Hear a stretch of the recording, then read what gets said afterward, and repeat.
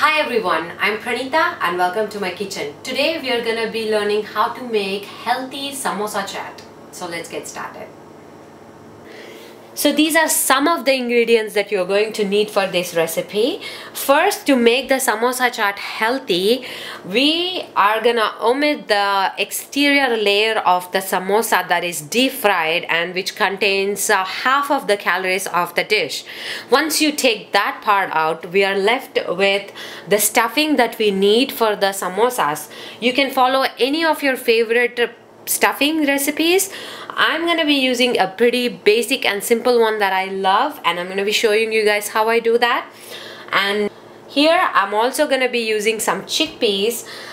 For this I'm using about 2 cups of chickpeas that I have soaked and boiled, and they also have a little bit of salt in them.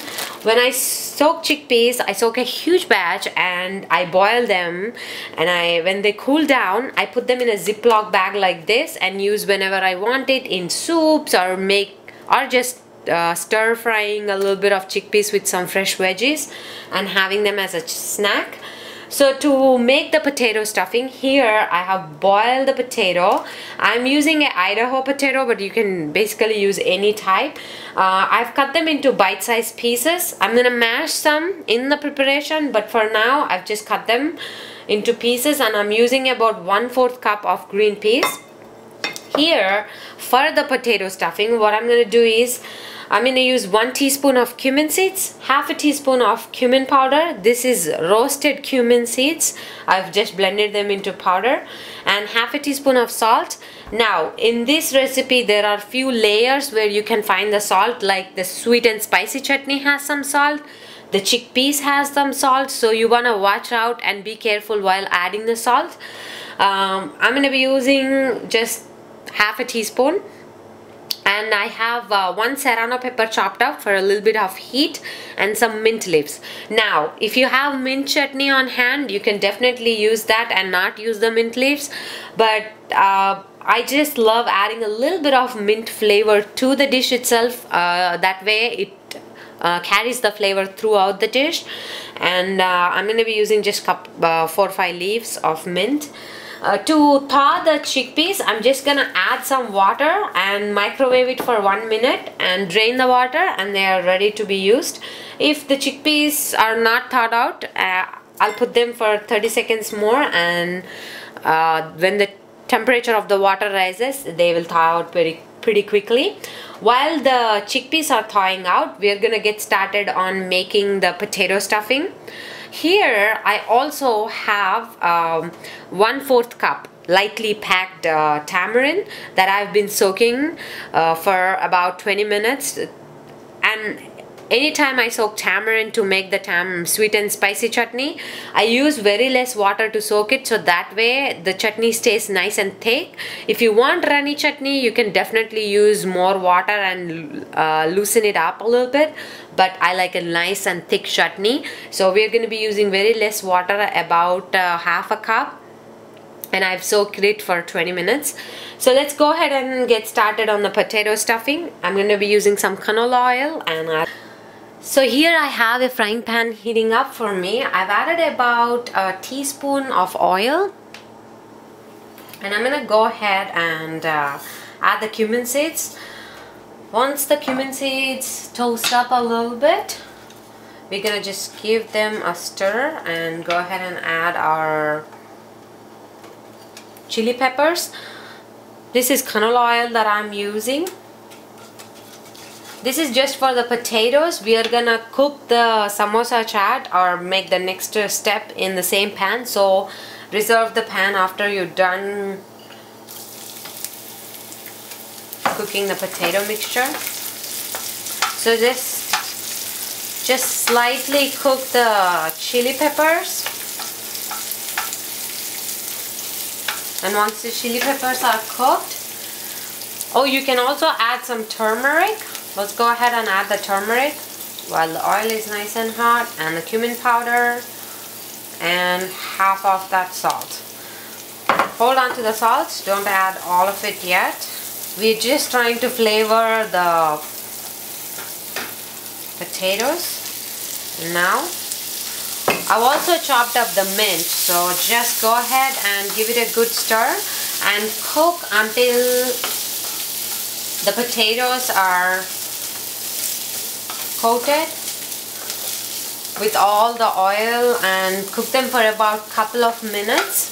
So I'm done cooking the potato mixture, and I've reserved the pan, and I've transferred the potato mixture into the same dish. Pulp out of the tamarind, and I just used about 1 tablespoon more of the water that I've added. I've added 1/4 cup of lightly packed tamarind and half a cup of water to it, and I've soaked it for 20 minutes.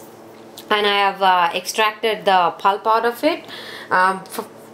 For making this sweet and spicy chutney, we need a combination of spices. This is 2 tablespoons of sugar, 1 teaspoon of chaat masala, 1 teaspoon of coriander powder, 1 teaspoon of black salt, and half a teaspoon of chili powder. These all contribute to the flavor of the dish. The black salt not only gives the salt content, but it also has amazing flavor.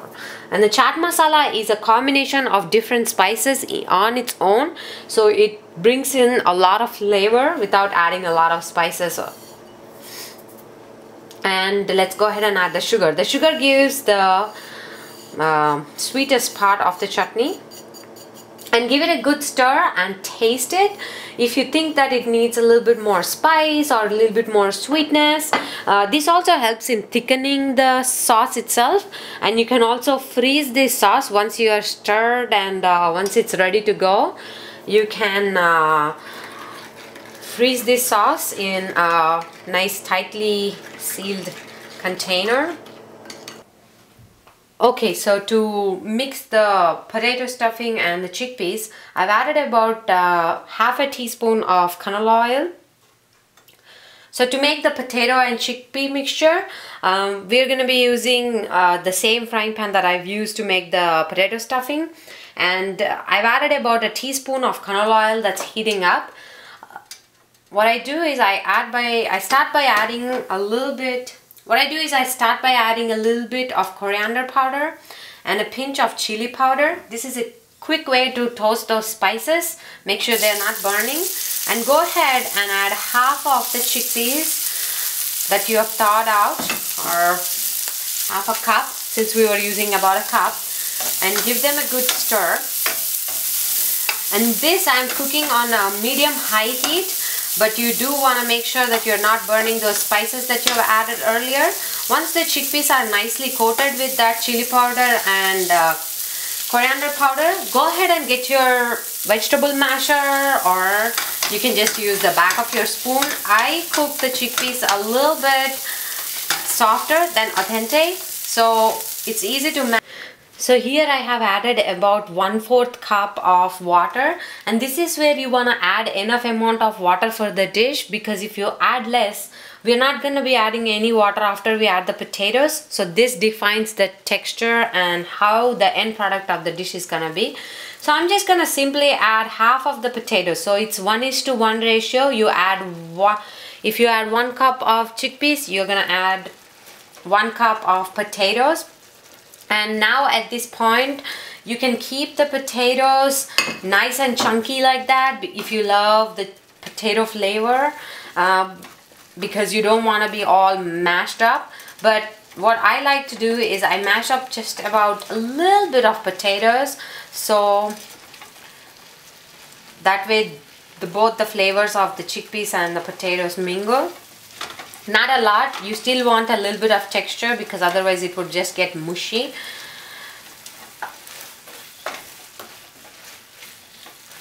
So this is the second step of the dish. The third step is to top it off with some fresh veggies and few other condiments that you can use. I think I like the creaminess of the dish like this.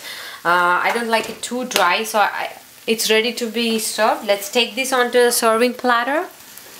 So here we have transferred the potato and the chickpea mixture. We have our base ready, and it's all delicious on its own. But now we are gonna add some few more vegetables to add a contrast of flavor. This is a nicely cooked mixture. Adding that turmeric to the potato mixture makes the dish nice and yellow and beautiful. So here I have some minced onions and some finely chopped tomatoes. And I'm going to be adding some tomatoes and onions as well with me. Let's go ahead and add some onions. This is some of the freshly chopped cilantro, nicely finely chopped, so when you bite into the cilantro it almost disappears in the bite. You don't want to bite onto a huge leaf, at least I don't like to bite onto a huge leaf of cilantro, so you want to chop it nice and finely.